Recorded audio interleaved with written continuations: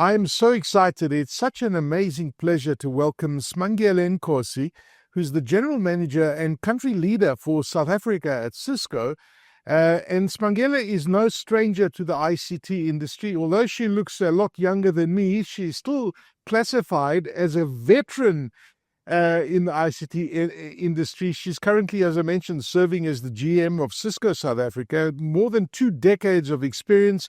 She's had key leadership roles at OpenServe, at Siemens, and she focuses on driving digital transformation and expanding internet access across the country.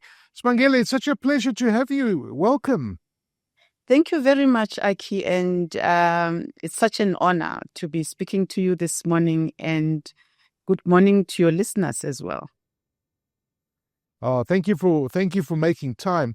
Listen, it's you know, when you look at ICT leaders such as yourself, you're such an inspiration to so many young people embarking on this industry. And when you look back at your childhood and your experiences, what actually was the pivot that led you into the ICT sector and into the business sector, because you're a businesswoman. So what was it? Can you go back to, and you remember the time that you said, this is what I want to do? Aki, it's actually a strange one, because as a child, I didn't dream of business or technology at all. I wanted to become a doctor. And there's a story behind that. You know, my grandmother was very ill at the time, and she meant the world to me. And I remember feeling this deep desire to help her, to fix what was wrong with her, even though I didn't fully understand it. That experience stayed with me. And over time, going through varsity, I was introduced into business, and my path shifted from that medicine-orientated mind to a business mind. And later on, I was introduced to technology at an advent of cellular network. But then, you know, when I look at that journey, the heart of what I wanted as a child has actually never changed. I realized that in a different way, technology also heals. It may not a person directly, but it connects people to care. It improves lives at a very large scale, and it creates access where there is none. When you look at AI currently, you realize that the greatest impact that is going to happen is going to actually happen in a healthcare system. So in many ways, I didn't move away from that childhood dream. I just found a different way to live it. And today, as we're speaking agentic AI, and we can see the impact of that is going to make from a healing perspective. Well, it sounds like you don't have any regrets in the career path that you've chosen. And it's a wonderful analogy that you used, because it's true. You know, when you look at healthcare and the impact that technology is having on healthcare. So when you graduated, your career took you along the path of many companies. I know Deloitte, for example. You spent some time at Vodacom. There was Siemens, if I'm not mistaken. That's correct. Nokia, OpenServe. And, you know, what is the one thing in particular that stands out from these experiences that has helped you on your journey to becoming the business leader, the ICT leader that you are today? Because at the end of the day, you know, each of those organizations that you went to was a stepping stone for bigger things. And I guess we all go through this in life, right? We go through different paths, we learn things, and it really shapes who we are today. And to be honest with you, Aki, I consider myself very fortunate. And looking back at across my journey from Deloitte as a young trainee accountant who comes from the township, to my journey, and I joined Vodacom at an advent of cellular, and that was another revolutionary time in our lives. Into Siemens, Nokia, and OpenServe. Now it's Cisco, and all those roles were in the technical space. But what stands out most for me are not just those roles, but what stands out is the people and the moments of growth throughout my journey. Early in my career, I actually thought that success was about having the right answers. having to know what you're talking about. But, as I grow older, as you say, I'm a veteran now, I have learned that sometimes in a hard way, that leadership is really about listening deeply to the teams, not just to your teams, to the customers, to the partners, and building trust. And here at Cisco, our business is built on trust because we scale through our partners, and we wouldn't be successful if our partners and ourselves didn't have a trust relationship. And also, it's so important to walk that journey with others, because that enhances the value of what we're doing. It enhances the relationships, and it actually improves on the impact that you make. And those are the experiences that actually shape me, not just from a professional perspective, but as an individual, as a person. They taught me as well that impact is not about what you deliver on your own, alone in your own corner, but it's about enabling others. And technology is an enabler. Today, it unlocks the economies of the globe. It impacts the lives of people. It impacts how we live. It impacts how we play, and it impacts how we learn and how we actually do business. It actually has changed the way businesses run. And I think, with that, for me, this is what I'm taking along, the impact that I'm part of throughout the globe, not just here in South Africa. You took over your current role at Cisco in 2022. Why Yes. Cisco? What was it that drew you to this particular role? Yeah, I mean, through my journey, I had done many things and wonderful things. And a friend of mine told me about the role, that the role was available, and he thought that I was a natural and to fill the role. And when we had that conversation, I felt that natural alignment when I had conversations with the leaders at Cisco. And not just from a professional perspective, but also at a personal level. And I was at a point in time in my life where I was actually asking myself, where can I actually make that most meaningful impact? Cisco gave me that platform, Aki, the ability to influence change at a large scale, where while staying grounded in purpose, because the purpose of Cisco is to drive an inclusive future for all.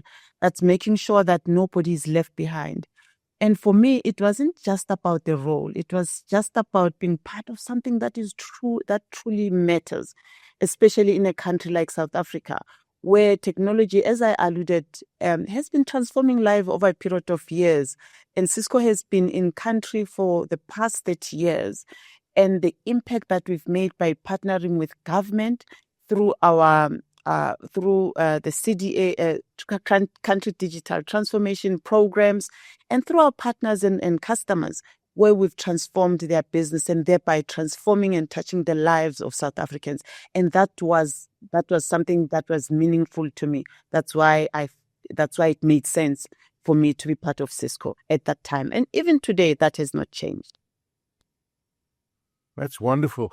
And yes, I mean, I'm a big fan of Cisco. I've always been. I've been to a few of your conferences abroad, and I just love the pioneering spirit of the organization and how you connect people, because connecting people is an incredibly powerful thing to do. When you look back at your tenure at Cisco, you've been there since 2022, as we mentioned. What would you say are your biggest successes since taking over in your current role at Cisco? Aki, for me, success is deeply personal, and of course, when you look at success as people, we look at growth, we look at performance. But what I'm mostly proud of is the shift in how we show up as Cisco, how we show up to our customers and our partners, and thereby transforming the economy, contributing towards the transformation of the economy of South Africa and the lives of South Africans. And we've moved from being seen as just a vendor to most of our customers of just being seen as a hardware provider to becoming a trusted partner, by our customers. And this comes from consistency. It comes from the integrity on how we conduct our business, and really genuinely caring about the customers' successes and their outcomes as they drive their own business. And what really touches me, what makes me wake up every single day, is how I am incredibly proud of the team that I lead, their resilience, their belief, and how they continue to show up even in challenging moments. And for me, that's the real success. Wow. We mentioned AI, and AI is obviously a massive part of your strategy, and I think for all organizations, because it is that technology that is a once-in-a-lifetime technology, quite frankly, that is revolutionizing everything around us.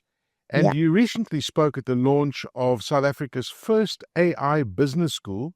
Yes. And as the country leader at Cisco, how do you see the role of technologies like AI manifesting in a local context? Because I do think it holds tremendous promise, and we, as a collective and as a continent, it's got this power to really transform everybody's lives. You are spot on, Aki. AI is so exciting, but for me, it's also deeply personal because of what it can unlock for people. And it was also such an honor to be standing when Regenesis launched the first AI school in South Africa. And we can see how in South Africa that we do not just need technology for the sake of it, but we need to use it. And AI is going to assist us in solving real problems in Africa, because this is an opportunity for us to leapfrog as a continent. We bypass landlines into mobile. We bypass traditional banking into mobile money. And today we see this opportunity that we can actually leapfrog and be ahead of the globe. In fact, our AI study indicates that South Africa is leading in terms of AI adoption. And in that case, it will create more opportunities for business, for individuals, and also it will also really close gaps for Africans that have existed for a very long time.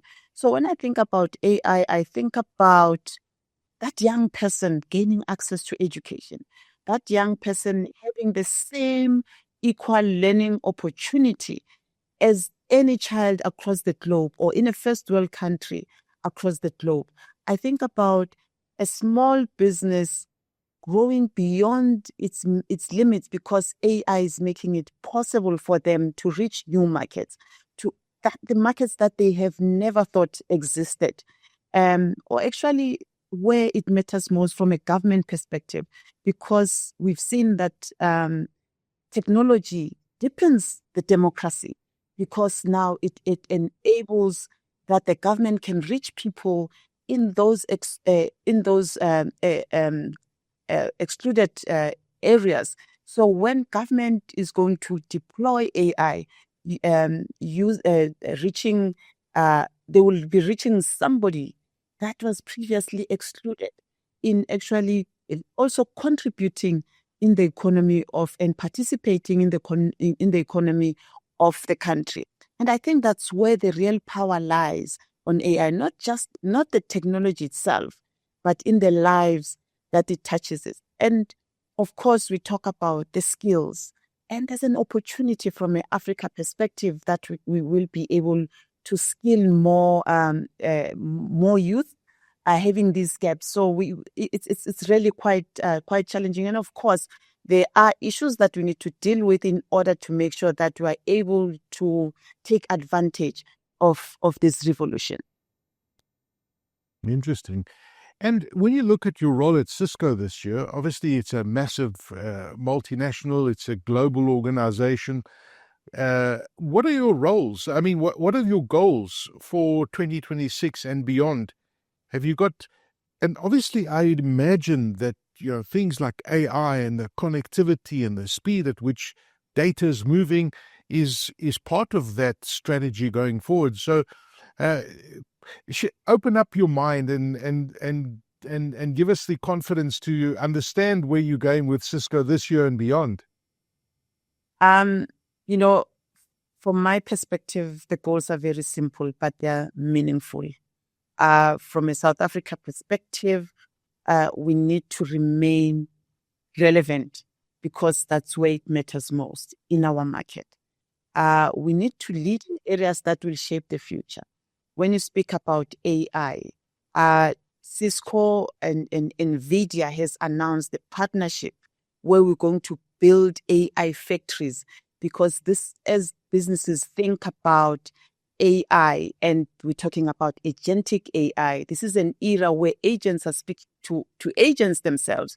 So by building this AI factory with NVIDIA and together with our customers, just pulling together the power of Cisco from a networking security perspective with that of NVIDIA from a power of compute, we believe that we'll be able to make a full impact within the market, not just globally, but here in South Africa. And of course, cybersecurity is top of mind, and we've seen what has been happening in the past few months. A number of organizations have seen some sort of threat in their environment. That's where we are stepping in. We're supporting some of our customers from their security posture and their resilience posture in protecting themselves against AI and using AI as the security to protect itself from the agents. And as well, we also have to make sure that we secure the agents against the world, and also the world against the agents themselves. Okay. If you could go back in time to the time when you first started working, you mentioned working at Vodacom in the early days, for example, and that, by the way, is giving our age away in the industry because that was, I mean, I was thinking about that earlier. That's 1994, the first democratic election of the country. That's when the networks launched in the country. But besides that, when you look back and you look at your younger self, what advice would you give to yourself? And why I'm asking this is because there are young people watching this, and I want them to take this advice that you're going to give to yourself and apply that in their lives today. So what would that advice be? You know, Aki, when you grow up, we want it all, right? And we're hard on ourselves. We put a lot of pressure. I've put a lot of pressure on myself earlier on to succeed, because where I come from, I was the very first person who had matric, not just in my nucleus family, but in the broader clan of the Buthelezis. I am a Buthelezi, and I wanted to succeed quickly. I wanted to prove to myself, and not just to myself, but to the community that I come from. But I think, life has also taught me that, that growth actually takes time, and every experience, even how difficult it may be, it shapes us for something greater. Therefore, what I will tell myself at a younger age is that, allow yourself to grow with purpose, but you don't have to have it all figured out, because at the end of the day, everything works out well. And lastly, I will remind to be kinder to myself. Well, it kind of lands on the next question I want to ask you, because being kinder to oneself is also giving oneself a chance to switch off, regenerate, rejuvenate, etc. But also realize that when you are, and you're a real go-getter, you set such high goals. And I wonder to myself, does Smangele ever switch off? Is there a time that you purposely say, okay, I'm switching off from work mode and I'm going to relax? And it's difficult, because I'm also like that. I find it difficult to switch off, but I've got to force myself. So when you're not engaging in Cisco mode or executive corporate mode, what do you do to relax? Are you able to switch off and have fun? It's actually very difficult, because we're always on. 24/7. But when I do, I find joy in simple things, Aki, and those things that are really, really meaningful. I love spending time with my loved ones, particularly my family. We travel a lot. We love experiencing different cultures, talking to different people, just to understand more meaningfully what life is all about. And I do spend quite some time at church. I am a deep Christian, so prayer is a very important part of me, and it keeps me grounded. But then in the world that moves so fast, I've really learned the value of slowing down, even though it is so difficult. Even it's just for a moment to reconnect with what truly matters. And I thank you. Smangele Nkosi, the GM and country leader for South Africa at Cisco. It's been such a pleasure and honor talking to you. Thank you for your time today. Thank you so much, Aki, and have a blessed day ahead.